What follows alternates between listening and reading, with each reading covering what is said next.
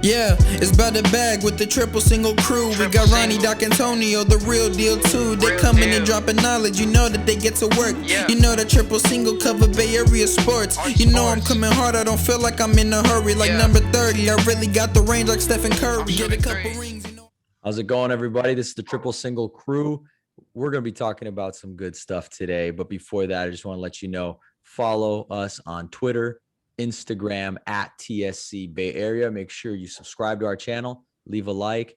Make sure you guys leave some comments as well, because we definitely want to hear from you what we're doing right, what we're doing wrong, what we can do better, and what you want to hear about. So with that, fellas, I got to tell you, other than football season, this is my favorite time of the year. Baseball season, spring training time. I love it. Start dissecting rosters, who's going to do what, who's going to be good. What do you think the open day roster is going to look like? So with that, let's get right into it. This is the 2021 SF Giants preview. So what do you guys think? What do you guys think is going to happen this season after last year basically being right around 500, showing great promise on offense and just needing some more help with the pitching staff? It seems like all we've been doing is signing pitchers, guys. Literally, like, what was it, a couple days ago, they signed Scott Kazmir, I believe, and they traded a few other players too. Yep.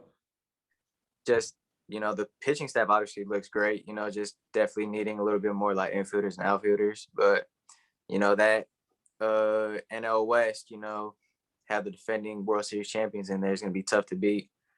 But we also got to worry about Nolan Arenado. Got traded to the Cardinals. So that's one less person we got to worry about. But, I think they have a good chance to make the playoffs, but it's probably going to be a shortened season again. They were literally this close to making it last year. All they had to do was win. They weren't able to do it, but I think, that's a little motivation for them to, bounce back this year, try and make it. Yeah. What do you think, Doc? Yeah, I mean, I think unfortunately the San Francisco Giants are in a stacked West. Not only do we have defending Los Angeles Dodgers, but we also have the San Diego Padres, who must have won the lottery, man, because they're just throwing money out as if, there's no regard for it. They brought in some really good players. I think they even brought in Blake Snell. Is that Yep. I love that guy, man. Yeah, who would have probably won Game 6 for Tampa if it wasn't for that mistake by their manager. So just imagine now we got to face him, and he's probably really hungry to prove himself. And now he gets to pitch, against the Dodgers a lot more too. And so it's definitely going to be a very interesting season, to say the least. Yeah, absolutely. And I think, for me, I'm kind of excited to see this pen come together, and definitely the starting rotation. I'll get to that. But I want to see Reyes Moronta come back, because that guy is so electric, man. Yeah, and he reminded me a little bit of like Wild Thing from Major League, for those of us that are old school. At first, like he'd come in throwing 97, 98. You don't know where it's going. But then, so he'd walk two guys, but then he'd strike out the next three and you're fine, end the inning, But I just like that guy, man. I like his demeanor. I always told my buddy I thought he could be a closer. It's just, he just has that it factor. So I'm excited to see these young righty arms.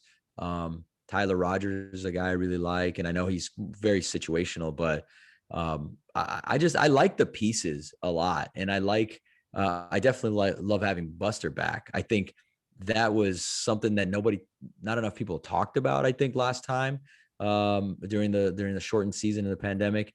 And that's just, this guy is going to help out the pitching staff so much, especially even with these veterans coming in, DeSclafani, Gausman coming back again. So, Alex Wood, these guys, which, by the way, I didn't think, I noticed it wasn't super popular signing. At least that's what I kept reading. And, I actually like that guy, as far as I don't like that he was a Dodger, but I'm just the talent, the arm talent there, the deception. I think in our yard, instead of playing in Cincinnati, I think he's going to be, it's going to work out. With Kazmir, I think Kazmir is more like a long man, like a great lefty long guy. And then we'll see with Webb. But yeah, I'm excited about the young pen and this rotation, because the hitting, we know, apparently the analytics that they've been teaching and the strategies that Kapler and his staff were teaching everybody, but especially the vets like Belt, Crawford, and Longoria, it worked last year. Yeah. I mean, they were hitting the ball harder than they've ever have, and they were making contact more consistently. So, and of course, the dimensions helped a little bit too, the altered dimensions. So, I'm excited, man. Yeah, I would say this is a lot along more of my take. I kind of was just responding off the top of the head a little earlier, but what I wanted to share in regards to my preview, and it's my full take, is that I think since Farhan was hired, it's been a little bit clear that the San Francisco Giants have went into a little bit of a semi rebuild. It hasn't been a full tear down and just rebuild.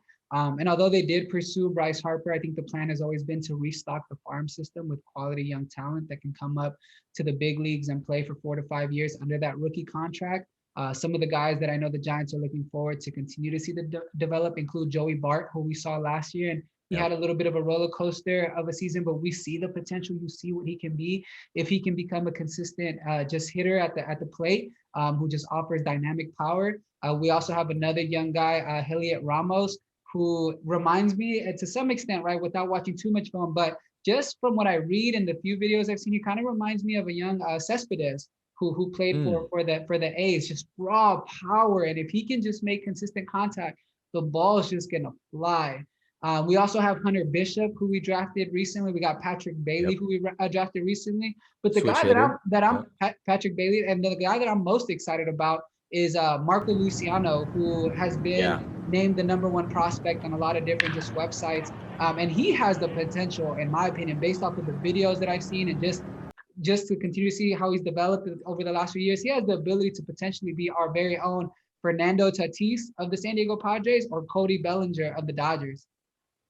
Yeah, I agree. I like Luciano, but I think I like Canario even more. Man, his numbers are just ridiculous. And again, it's like single A ball, but you know, when you see that, when it's like when those numbers make it seem like it was easy, that's when you know the guy has a chance to make it look easy at the next level, and then the next, and then by the time he's up here, he'll be a star. So, but I agree with you, Ronnie. What do you think? I agree with you guys 100%. Just keep letting them develop down the minors. Eventually they're gonna go up and they're gonna kill this league. So, semi rebuild. Not having Buster last year, definitely hurt. We don't have that great back that he is. And, once he's back in the lineup, all those veterans, they've been through it all. They've won it all. They know what it's about. So, they're going to have those guys go through it. And, I believe that they'll make the playoffs this year. I'm calling it right now. Oh, I like that. That's a pretty hot take. I don't know if I can go that far, but you believe in them, and only because, right, just some of the stuff that I said is that I think they've been more of in a semi rebuild, and I think they are committed more to the long term plan, which is why you're seeing a lot of these short term contracts for some of the guys. I think one of our most recent acquisitions who played for the A's, I'm forgetting his name. Can you remind me what his name is? Will, real deal? I know you know his name. For the most recent acquisition that played for the A's? Oh, La Stella. Yeah, La Stella. I think he received like the longest contract under Farhan's regime, both years-wise and money-wise, I guess. And so that's kind of the first domino that's fallen in regards to Farhan believing, okay, maybe this guy can be a part of our 2 to 3 year plan. But I think, not to cut you off, but I think that he's already slowly started to do that with guys like Yaz they're 28 to 30, but they're not super old yet that they can't be part of the next 4 years or so. That's kind of so La Stella, Wilmer Flores was the first one that he gave multi-year deal to. That was the first multi-year. So that's a good call on your part. There's already a few of those dudes in there mixed in, but I think this brings up a great point too, that this is the last hurrah for the main core, this World Series core still. Buster, Crawford, and Belt. That's right. So, I mean, I think with Buster, if he's healthy, like I said, I thought he looked fantastic last spring before everything got shut down, and it was just a little small sample, but I mean, from everything I'm seeing and little things here and there that they post on their site and other places, I mean, he looks good. And so he looks like he's in shape. He's stronger. If he can stay healthy, and they bring back the DH next year, there's no reason why Buster can't play for another 2-3 years at a decent or to high level. Oh yeah. So Yep. That's to me the biggest takeaway is that what if, okay, Belt is gone, Crawford's gone, and Longoria's gone, but Buster is still around to help out these, because I'm going to tell you guys tell me, I was a little disappointed. I thought Bart, really, I thought he was going to be a little bit better. And I know it was his first time, but I'm always tougher on guys that played in college. Yeah. I mean, you played all 4 years in college. You need to show up here 1 year in the minors and you're ready to go. And so for me, I like Patrick Bailey because he's a switch hitter. Yep, he's a switch hitter. I like his swing. I like his swing better. It's more controlled than Bart. And Bart can hit the ball 109 miles an hour, but man, he can't make a freaking adjustment to go to the opposite way and get a double, get a hit. And so, he might be one of those guys where it's either all or nothing. But he's going to hit like 240. And I was, and that, I don't think that's going to cut it. Not in the analytic world we live in now, maybe 20 years ago. So.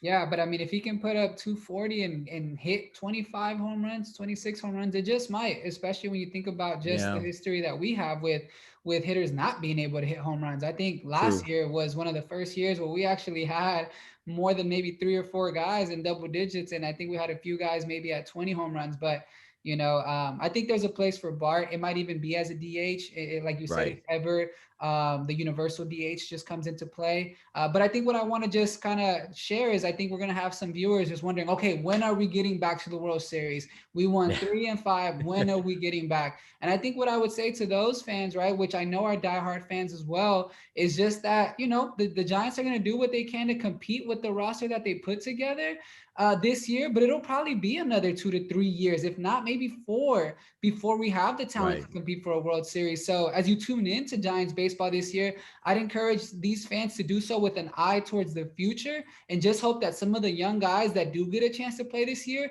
show that they have the ability to stick around for when our top prospects are ready to come up and also play. Yeah, that's a good one right there. 100%.